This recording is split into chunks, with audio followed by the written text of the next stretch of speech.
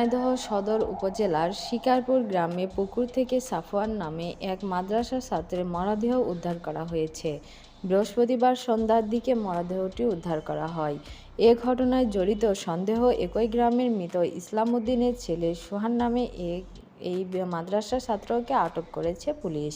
নিহত সাফওয়ান ওই গ্রামের জাম্মিম হোসেনের সবুজ মালিথার ছেলে। তিনি শিকারপুর গ্রামের ফাতেমা মিজান হাফিজিয়া মাদ্রাসা ও ইতিমখানার ছাত্র ছিল।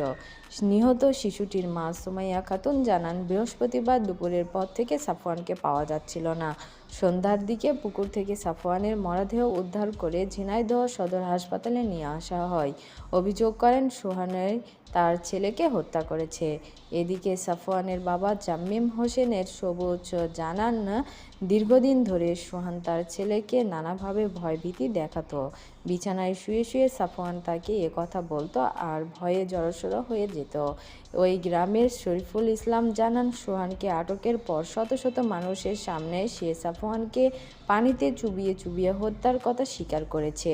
সাফওয়ানের মুখমণ্ডলে একাধিক নখের আঁচড়ও রয়েছে।